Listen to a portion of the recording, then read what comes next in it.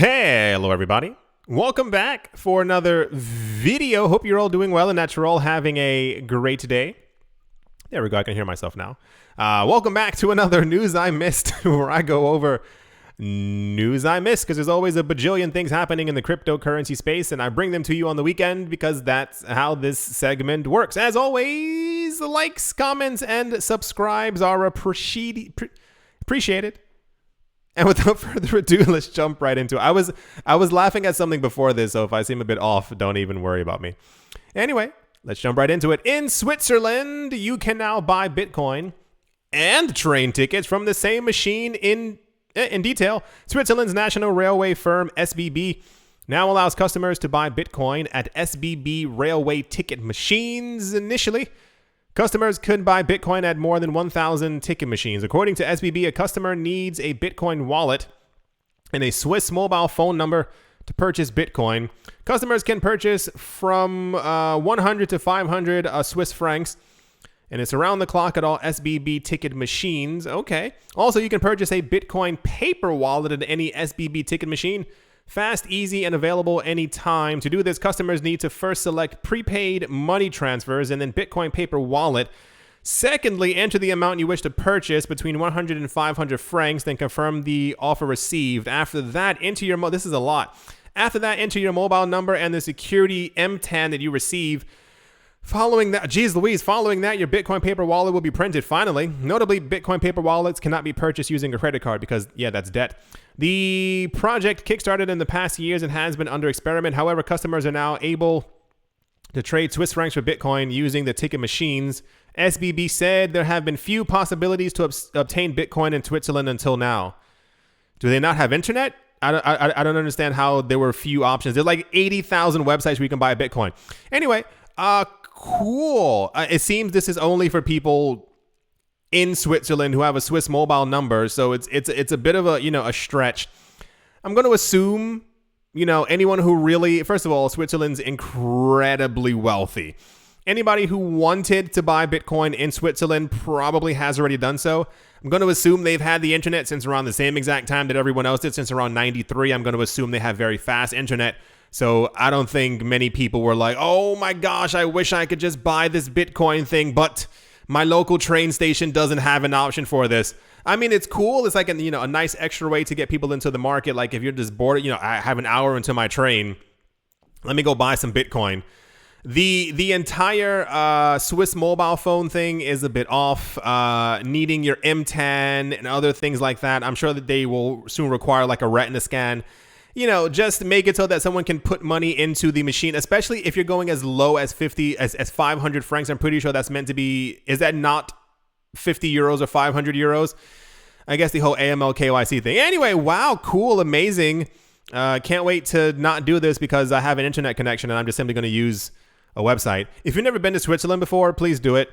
It's a little expensive. I won't lie. I remember years ago, me and my friend, we went there. Not sure if you want to hear the story, but here we are. And we tried to go into McDonald's, and I think the Big Mac meal, that is to say a Big Mac with fries and a drink, I think was like 23, 24 euros. That was like $27, $28. And I was like, okay, well, got it. Anyway, it's a great country. Go if you can, because it's, incredibly beautiful. Anyway, that's the Switzerland news. And now you know a little bit more about where I've traveled. And without further ado, let's move on. Next up, in something that caused a bit of a ruckus, but then people just read through it. For those of you not looking at the screen, it says XR Ledger payments could go offline. People, there were a lot of different articles who were talking about like XRP going offline and so and so. And so what does this mean? No, they have a new thing that they're trying to do to make sure that people can pay even when they're offline. Offline payments might soon be a feature on the XRP Ledger. As developers at XRP Ledger Labs, the software company behind XRP Ledger-based digital product solutions, recently revealed the prototype of their proof of payment protocol. During a presentation at the Apex Developer Summit in Tallinn, XRP Ledger Labs developers showcased a demo of what they call XPOP.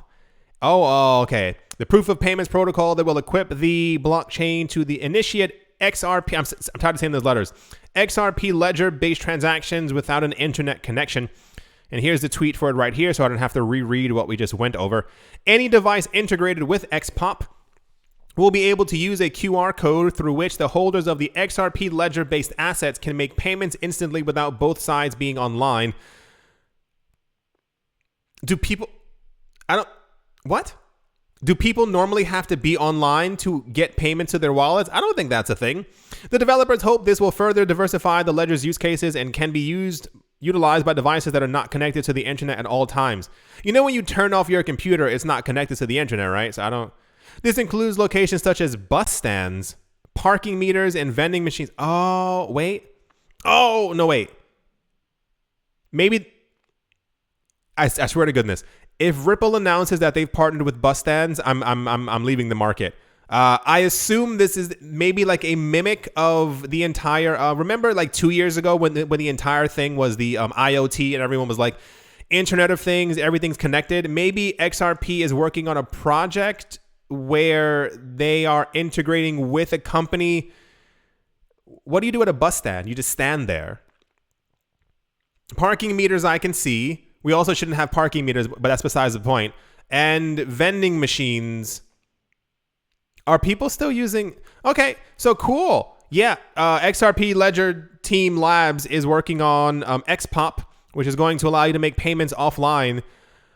Gonna throw this out there. If someone can explain that to me, maybe I'm missing something. Like, what else do you do at a bus stop?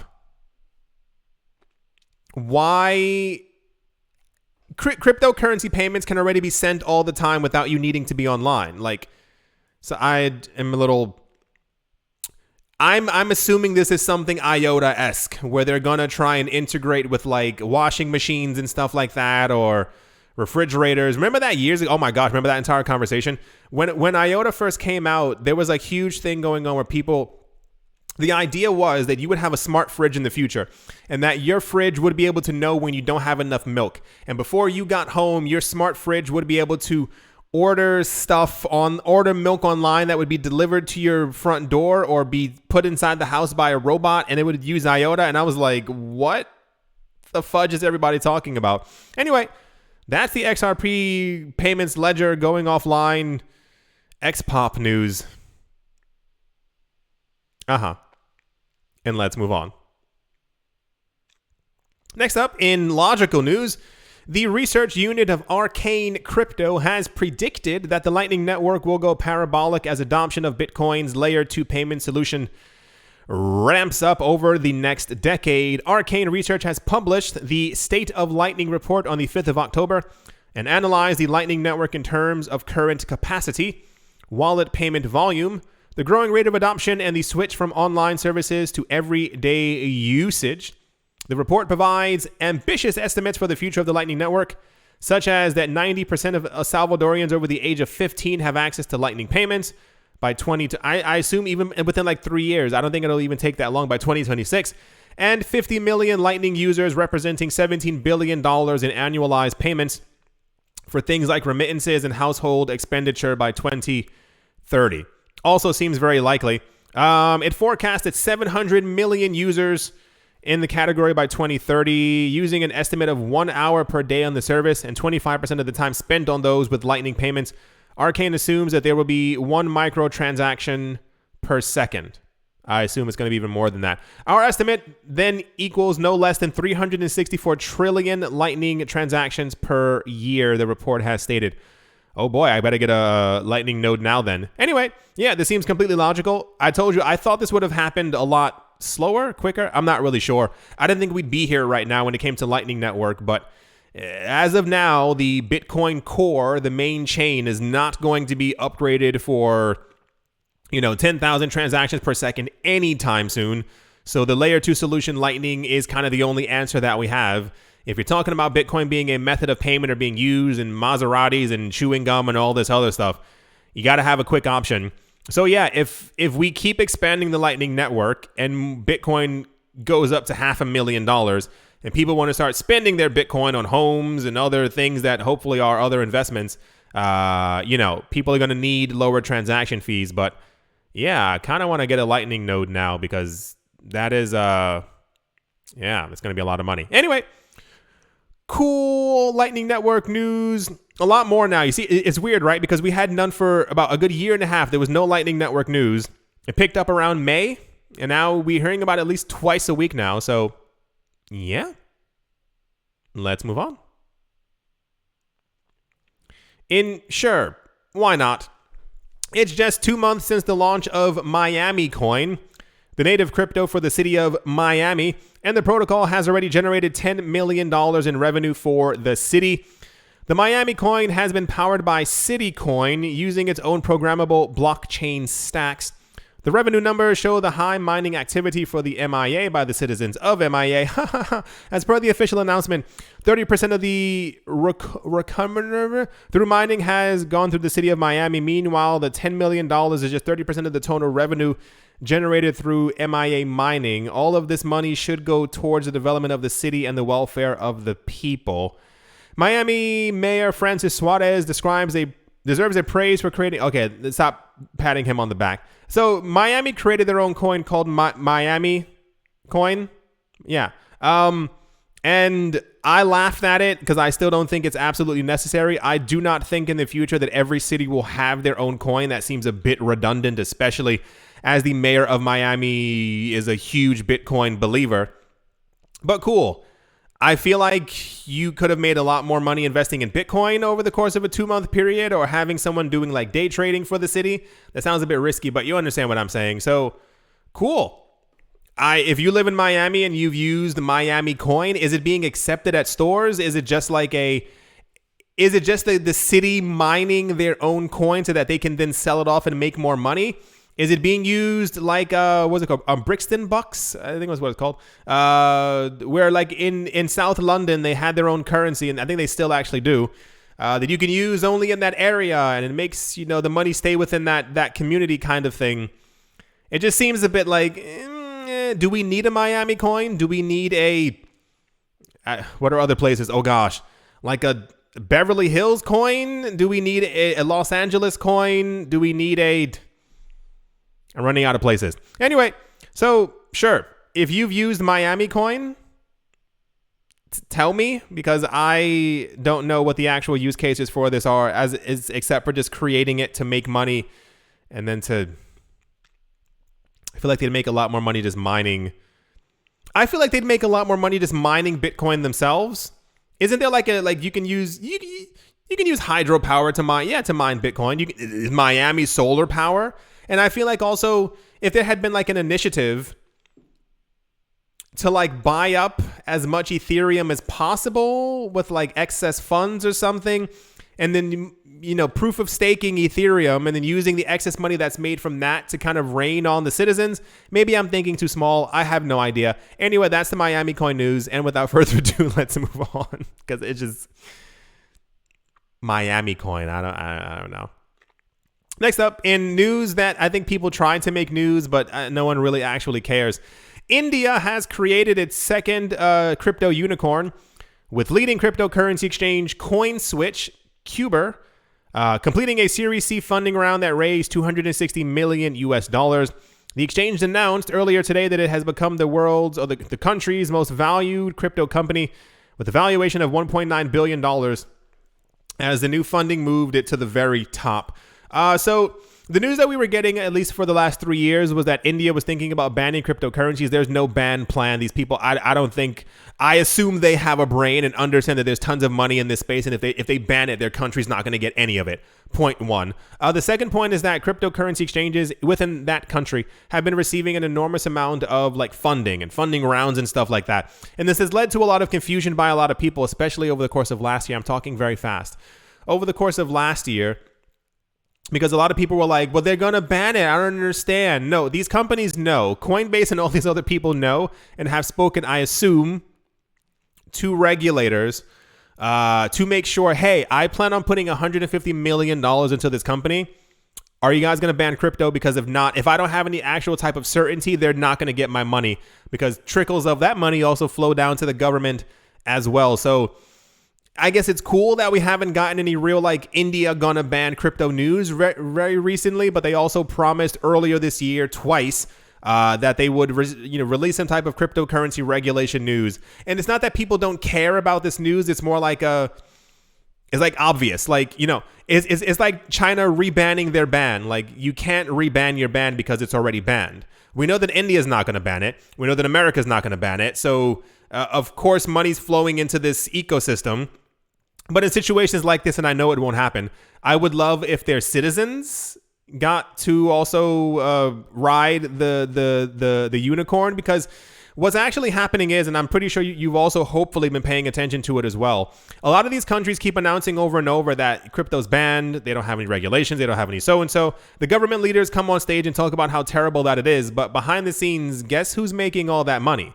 It's not the citizens, it's not the people who live there. And the people who live there will only be told, hey, Bitcoin's a great, wonderful, amazing thing, when it's $500,000 per coin and they really can't even get a fraction of it anymore. So it would be nice if, I guess, basically, if governments were nicer to their people and actually told the truth. That'd be kind of nice.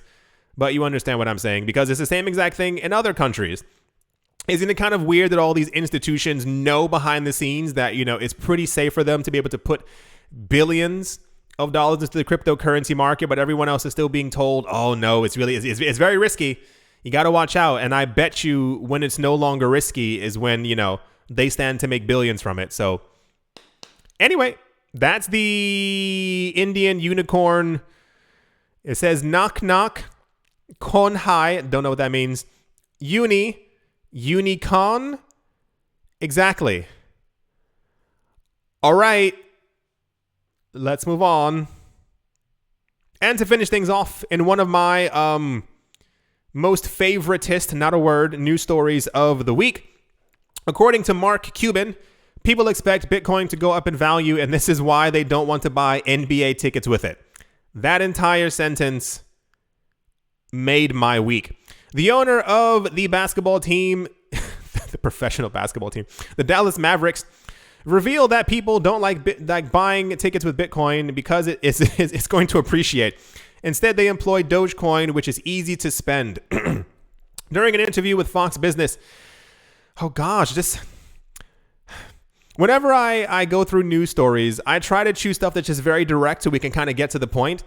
Having to write the professional basketball team is redundant. We know that the Dallas Mavericks is part of the pro lineup. You don't have to write the American billionaire. We know that Mark Cuban is rich. It's just so many little things like that when I read. I'm like, shared his views on some of the most popular cryptocurrencies. Basically, this was great for me because remember a couple of months ago, has been a year at this point, where everybody was talking about adding Bitcoin as a payment option, having Bitcoin as so-and-so, and you can now pay in Bitcoin. I'm like, no one's going to be spending their Bitcoin. We had estimates last year when Bitcoin was $3,000, that the biggest banks were talking about Bitcoin was going to hit $360,000. Now, who in their right mind would be selling that? Even right now, we're at $55,000 at the time of it right now per Bitcoin. If you sold a $3,000, buddy boy, I have no idea what to tell you. But the entire idea is, and I'm glad he said it out loud, nobody wants to pay in Bitcoin. People will not want to pay in Bitcoin until Bitcoin gets to at least $500,000. I'm telling you. I know there are people who buy stuff in Bitcoin now. I've gone over that before. There's that other podcaster he always talks about all the time. He pays his rent in Bitcoin, and I'm like, good for you. But normal people know. Everyone knows, or at least we believe, that Bitcoin is going to go up exceptionally high in value. Why would I want to be the pizza guy? Why would I want to be the person who spent 10,000 Bitcoin on a pizza? They'd be like, oh, Bitcoin has real world value. We know that Bitcoin has real world value. That's why nobody's going to spend it. People will trade it, and people will buy it, and people will hold it, and people will base other currencies on it. But as far as like buying a pizza or Dallas Mavericks tickets, no, thank you. So yeah, he was talking about that people have been paying in Dogecoin because Doge is easier to pay with.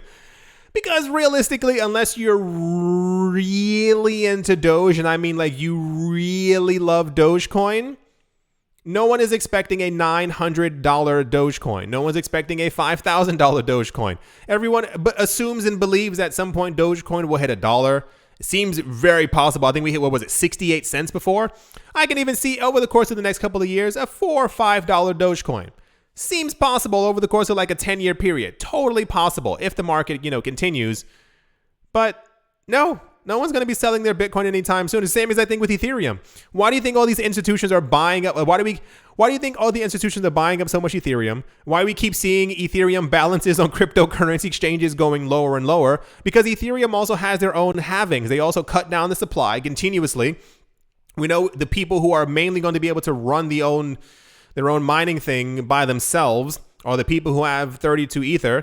And the more you have, the more you make. Issuance rate goes down. Transaction speed goes up. Anyway, so I love when people just say the truth, because we all know it, but at least I hope you all know it. Anyway, that's the fans are buying stuff with Dogecoin news because it's Bitcoin. Can you imagine? Stop it. Can you imagine for a second? You buy Dallas Mavericks tickets. Do people take limos to go to NBA games? And then you have like a really big dinner and something else, and you celebrate and have a hotel room. It's beautiful. It's wonderful. And then in the future, you realize that X amount of money that you spent could have bought you a small little beach house, a nice car, and another 20 grand. I don't know what else people are buying these days. Like, you'd be pretty gosh darn upset. Anyway, I'm going to stop screaming into this microphone now. Yeah, I do hope you all enjoyed. I do hope you all have had, continue to have, might potentially at some point in the future have a great day, a great morning, a great afternoon, a great evening, wherever you are, wherever you might be. I do hope that it is absolutely fantastic. Thank you all once again for watching, listening, and supporting, and I will most certainly be talking to you all soon. See you.